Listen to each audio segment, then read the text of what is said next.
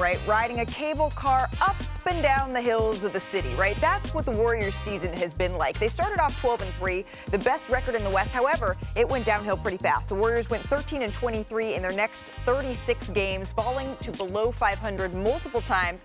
But now they're getting back. 13-2 since February 8th. So let's get out and run, brought to you by Samsung, to show you how this Golden State team has surged back up the standings. The Warriors have been a completely different team since Jimmy Butler made his debut on February 8th. Over that stretch, he's missed only one game. Golden State is 13-1 when he is in the lineup. Now, they have been particularly hot as of late, winning a season-high 8 straight games. That's propelled them to being 10 games over 500 for the first time all season.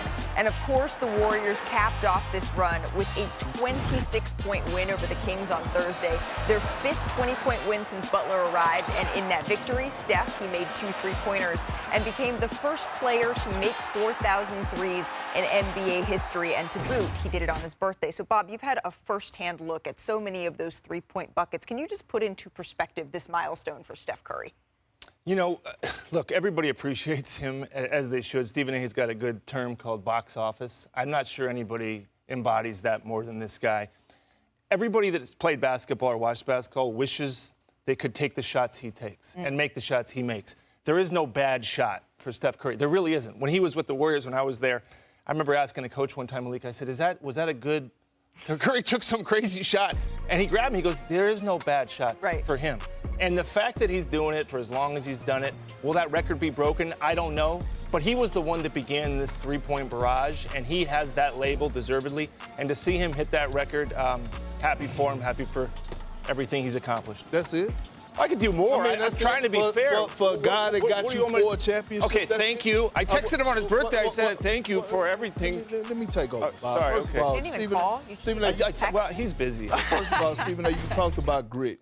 Let me give a shout out to my Ubuntu brother, Tony Allen, who getting his jersey retired down there in Memphis. I got real love for that brother. Right. That's he deserves it. He deserves it. Yeah. Number 2, Steph Curry is the greatest point guard of all time. Greatest point guard of all time. We talk about those 4,000 points and it impacting his legacy, right? Think about what it did to the league. It changed the NBA. It changed basketball forever.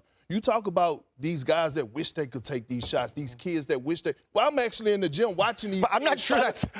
trying to take those shots, Bob. And when you think about it, when you think about Steph, he's one of the most skilled players to ever play the game of basketball. Already the best shooter to ever play the game of basketball. Top 5 in handles, right? And when it comes to finishing at the basket, but let me read this to y'all. Steph Curry, okay? There are only 2 players to win an Olympic gold medal, multiple MVPs, multiple NBA titles, and multiple scoring titles. That's Steph and Jordan. But it's not just his uncanny ability to shoot the ball, Perk. When we're talking about this team currently, how else does he affect the game, his gravitational pull, if you will? Well, I mean, you know, like, it's crazy to say, but sometimes he's a decoy on the floor. And just watch this tape. First of all, this is a playoff-type defense. They are face guarding him. We don't even want you to touch the ball. Okay, you talk about his movement, great screen by, Draymond Green, great awareness by Jimmy Butler. But watch Steph. He catches the ball. His guy's fighting to get over the screen. And then you have Malik Monk, who forgets his guy, Moses Moody, to say, I'm going trap. And look at Moses Moody. All the time in the world. This is the benefit of playing with a great and the all-time great shooter and a guy that got 4,000 made. Yes, but as a champion and as somebody that's knowledgeable and an exceptional basketball analyst, I might add, you don't have a license to cheat the audience the way that you just did. If you're going to make that statement about Steph Curry, at least have the decency to specify why. We're looking at his greatness. You want to call him the greatest point guard to ever live when Magic Johnson is right in this city, a 5-time champion, the greatest facilitator the world has ever known on the basketball court, and you're going to usurp somebody over him. You would at least need to explain why. If you listen to the Eddie Johnsons and others, professional guys got talk on the NBA Today and all this other, not NBA Today, I'm sorry, but NBA radio and all of this other stuff. You listen to them talk about Magic Johnson being a facilitator, getting others involved. That quintessential description of a point guard will belong to Magic Johnson. When you talk about impact from the point guard position, because you got to keep your head on a swivel, because you got to guard this brother the second he steps past half court, because he can shoot from 30, 40, 50, because he's sending guys to the hospital needing oxygen masks, because his conditioning is just sublime.